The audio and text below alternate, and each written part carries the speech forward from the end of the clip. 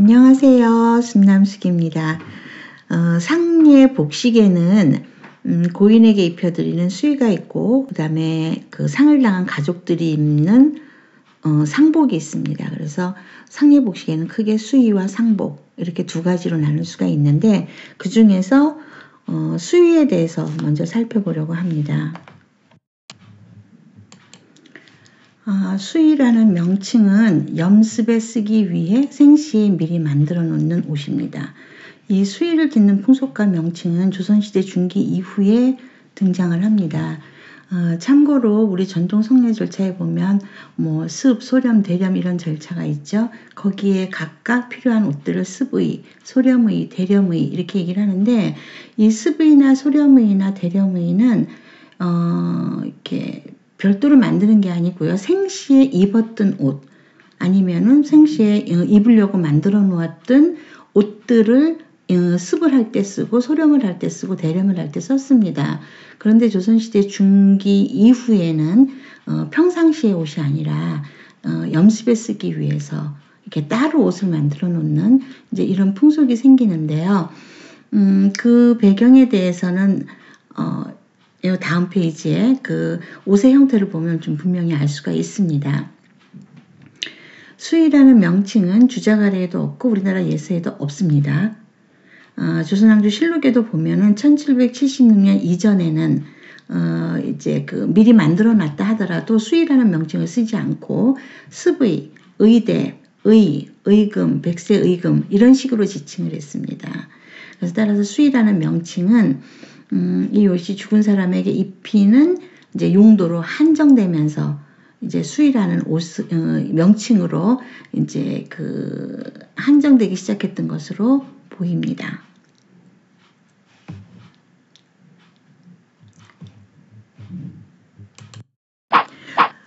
이걸 보면 우리가 수의라는 옷이 왜 필요한지 확실하게 알 수 있습니다.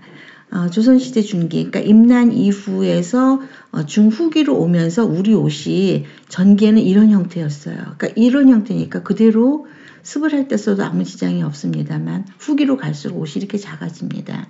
염습을 하기에는 온몸이 가려지지가 않아요. 그렇기 때문에 평상시의 옷으로 염습을 할 수가 없죠. 그러다 보니까 이렇게 염습에 쓰는 옷들이 별도로 만들어지기 시작한 것으로 이제 보여집니다.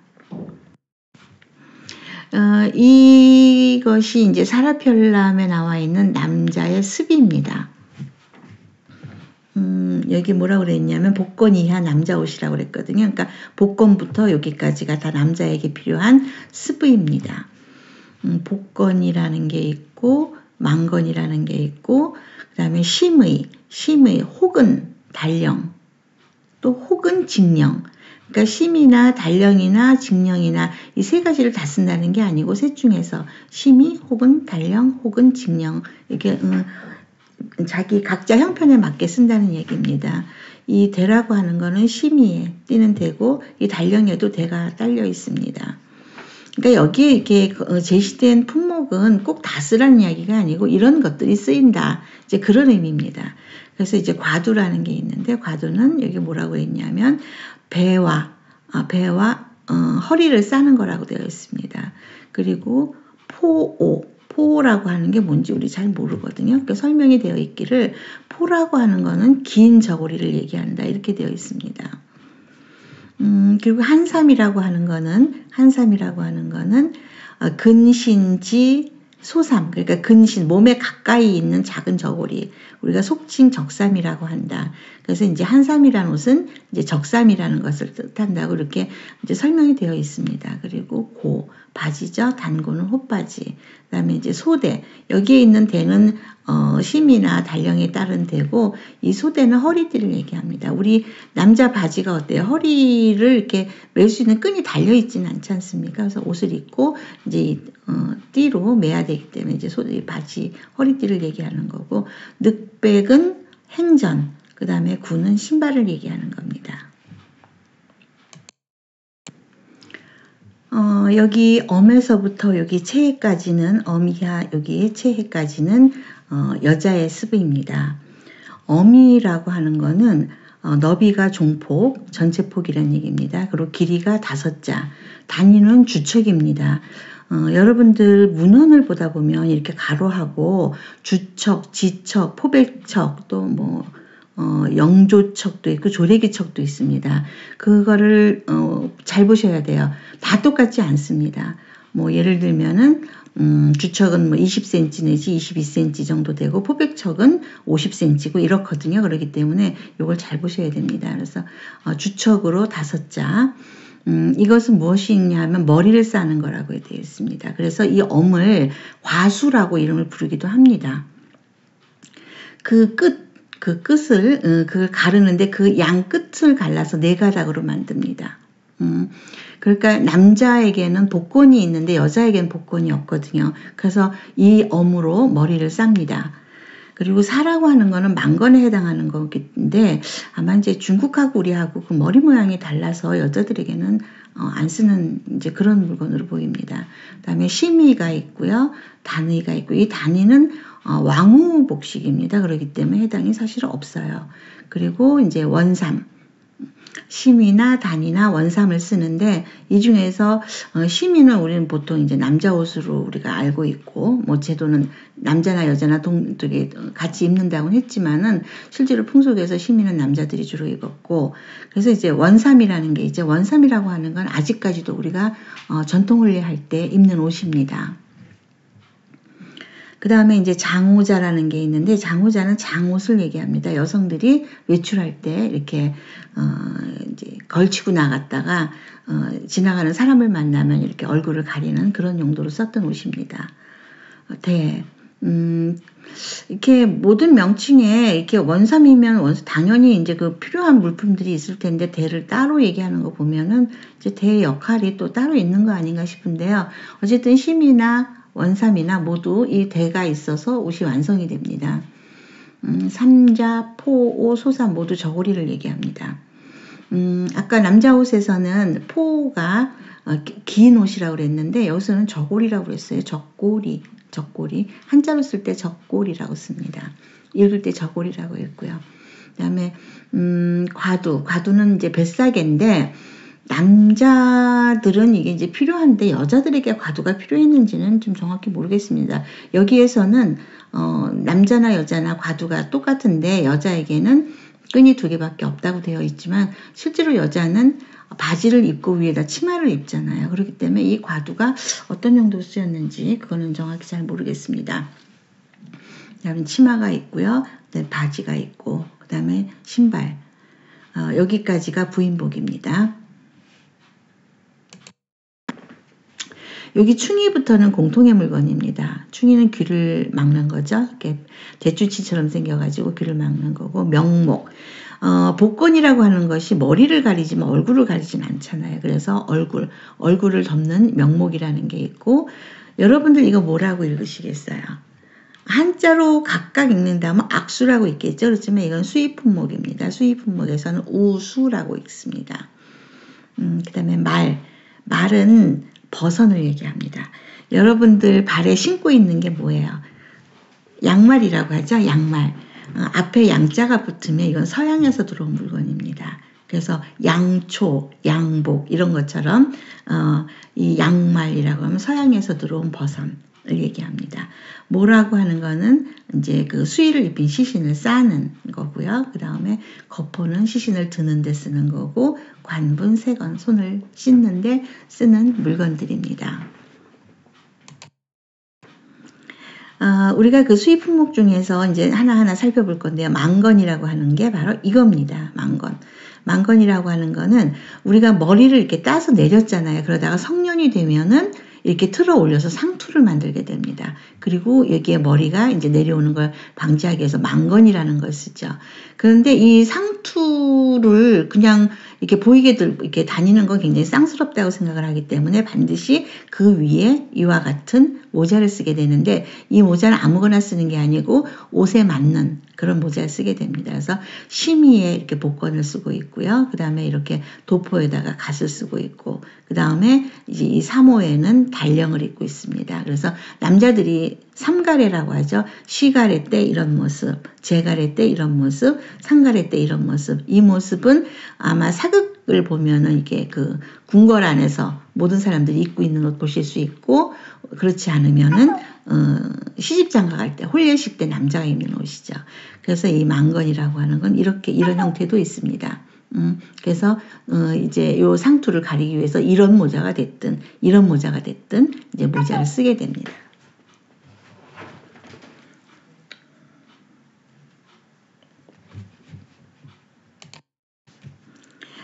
그리고 복권과 심의와 대가 있었죠. 예, 복권은 아까 본 것처럼 이제 성년이 되면은 이렇게 망건을 쓰고 제일 먼저 쓰는 모자입니다.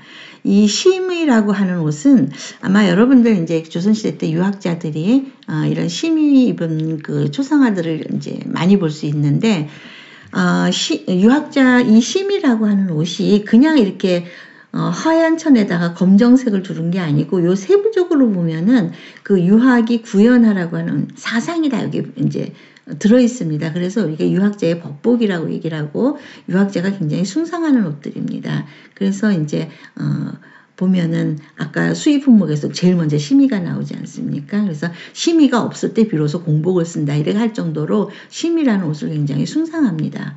그래서 심의에 아까 대가 있었죠. 이 대는 사실 허리에 떼는 게 아니고 가슴에 띄어서 이 옷을 완성시키는 건데, 이제 남는 끈은 여기처럼 이렇게 리본처럼 양쪽으로 골을 만들어서 느리고, 그다음에 가운데다가 세조대를 이렇게 느립니다. 여기도 그렇죠. 예, 이분이 퇴계 이황 선생님이고, 이분이 아까 우리 자료를 쓰신 도함 이재 선생님이십니다.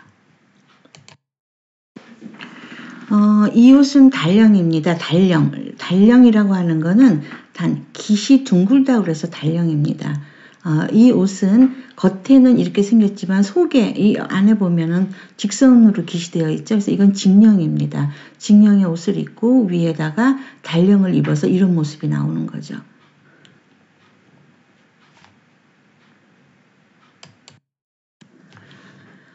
다포라고 하는 옷은 소매가 없고 대금이고 뒤에 트임이 있다고 그랬습니다. 이렇게 소매가 없고 대금이라고 하는 건 앞에 겹쳐지는 부분이 없다는 얘기입니다. 그리고 이 옷이 뒤가 트여져 있는데, 이 옷을 다포라고 하는데, 이렇게 앞에 깃을 두고 겹쳐지면서 소매가 없이 이렇게 돼 있어서 이제 이렇게 도포나 이제 그 도포 위에 이렇게 더 입는 옷으로 쾌자라고도 하고 뭐 전복이라도 하고, 뭐 그래서 형태가 다포나 쾌자나 전복이나 비슷비슷합니다. 어쨌든 소매가 없어서 속에 도포나 아니면 이거는 이제 그 동다리라고 하는 옷입니다. 그 위에 이게 걸쳐 입는 옷입니다.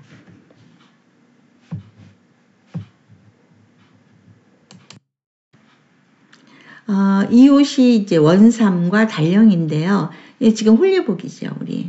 그래서 이 홀례복은 예전부터도 이제 두었다가 그 염습에 썼던 그런 일들이 있죠. 그래서 출토되는 것 중에서 정말로 이 옷들이 출토되는 경우도 있습니다. 이 옷이 원삼을 수의로 만든 겁니다. 예. 이 옷은 달령을 수의로 만든 거고요.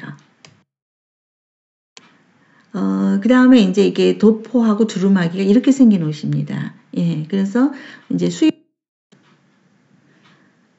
수의로 쓰기 위해서 만든 두루마기하고 도포입니다. 도포에 역시 끈이 달려 있습니다. 이 깃이 이게 직령입니다. 예, 이게 직령이에요. 그러니까 달령이 없으면은 심의가 없거나 달령을 안 썼을 때는 직령을 쓴다고 그랬죠. 예, 그 이제 두루마기나 도포가 이제 수의로 쓰이는 거죠.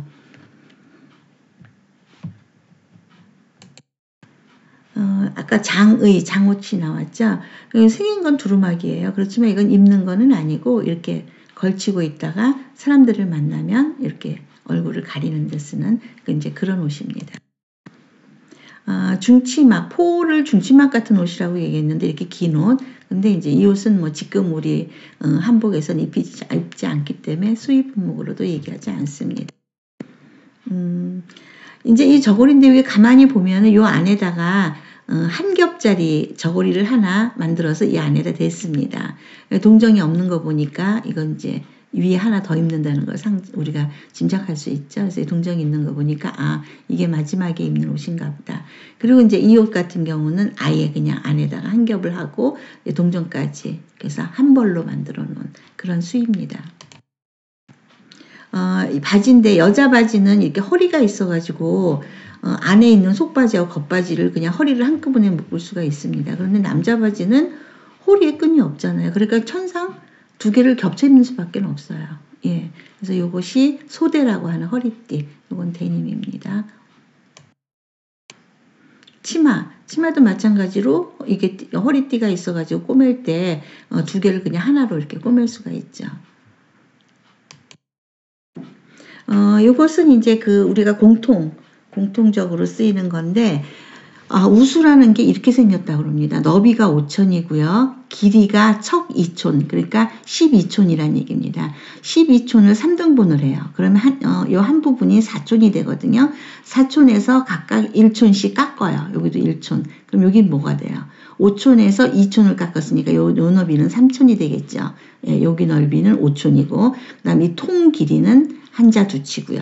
그러면 이제 이거는 이제 우리 도암 이재 선생님 사대편람에 나와 있는 그림이고, 다산 정약용 같은 경우는 여기서 깎는다고 그랬을 때 이렇게 직각으로 깎지 않고 이렇게 삼각형으로 깎을 것이다. 이렇게 해석을 합니다. 그냥 깎는다고만 했지 사실 직각으로 깎는다는 말은 없으니까 뭐 자기 상상에 따라서 깎을 수 있겠죠. 그래서 이 가운데는 다산 정약용도 3촌, 여기는 5촌, 이 전체 길이는 한자 두치라고 이야기를 합니다. 그럼 이제 이 물건을 이렇게 생겼는데 이걸 어떻게 할 것이냐. 이렇게 요 넓은 부분을 손등에다 놓고 요 좁은 부분이 이제 손등과 손등 사이의 간격, 그리고 손바닥에는 이렇게 중지에다 걸어서 결국은 이 두 손을 묶는 데 쓰는 것이 우수일 것이다 라고 이제 설명이 되어 있습니다. 명목이라고 하는 거는 얼굴 덮는 거라고 그랬죠. 예, 이제 정사각형이고 한자 두치, 그러니까 12촌짜리 정사각형으로 명목이나 아니면은 여자들의 경우도 이제 머리를 싸고 나면 얼굴 부분이 남기 때문에 얼굴을 덮고 이제 요 끈으로 이제 머리 뒤에서 이제 묶게 되는 거죠. 그 다음에 뭐라고 하는 거는 이제 옷을 입힌 시신을 이렇게 싸는 건데, 이거는 이제 윗부분을 질이라고 부르고, 아랫부분을 쇠라고 합니다. 쇠라고 하는 건 이제 점점 작아진다고 그래서요. 우리 발 쪽으로 가면 작아지잖아요. 그래서 질쇠라고 이야기를 하는데, 실제로 사용이 됐는지는 잘 모르겠습니다만은, 어쨌든 사례별람에 이런 그림들이 있습니다.